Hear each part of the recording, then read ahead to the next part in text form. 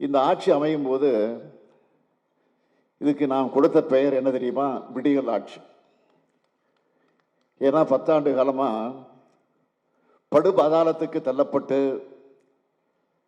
தன்மானம் இல்லாத கூட்டத்தால தரையில ஊர்ந்து கிடந்த தமிழ்நாட்டை தட்டி எழுப்பி தமிழ்நாட்டுக்கும் தமிழருக்கும் விடியலை கொடுக்கணும்னு உறுதியேற்று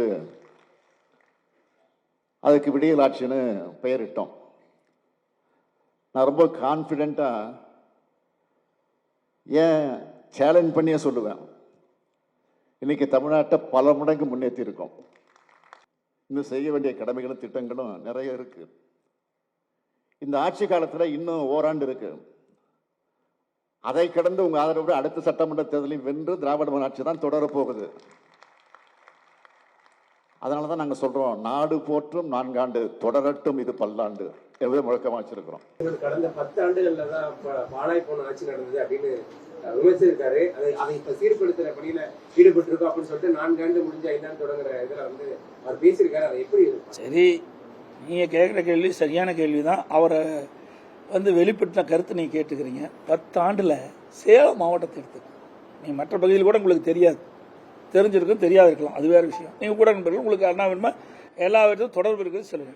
சேலம் மாவட்டத்தை பொறுத்த மட்டில் எடுத்துக்காங்க. அனைத்து இந்திய அண்ணா திராவிட முன்னேற்ற கழக ஆட்சி இருக்கின்ற பொழுது சேலத்திற்கு எத்தனை திட்டங்களை நாங்கள் கொண்டு வந்தோம். அதனால் மக்கள் எந்த அளவுக்கு நன்மை பெற்றார்கள். திராவிட முன்னேற்ற கழகம் 4 ஆண்டு காலம் ஆட்சி வந்திருக்குது, என்ன திட்டத்தை கொண்டு வந்தார்கள், அதனால் மக்கள் என்ன பயன்பெற்றார்கள் சொல்லுங்க பார்க்கலாம்.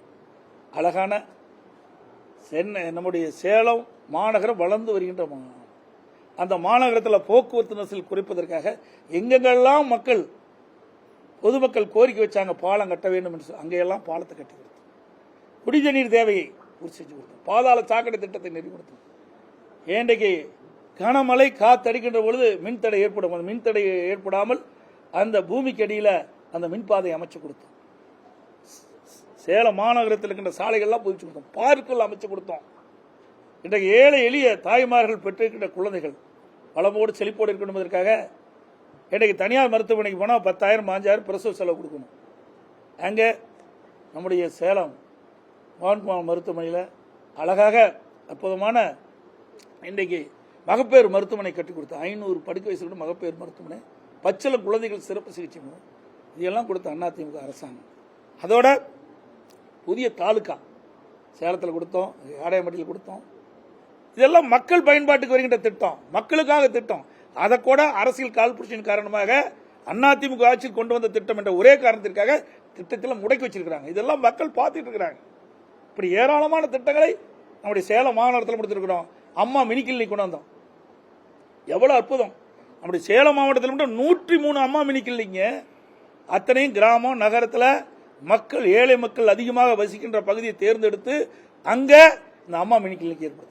அது என்ன அரசியல் காழ்ப்புணர்ச்சியின் காரணம் மூணுங்க எங்க செஞ்சாங்க சொல்லுங்க. சேலம் மாவட்டத்தில் என்ன ஒரு சிறப்பான திட்டத்தை கொண்டு வந்தாங்க? எதுவுமே இல்லையே.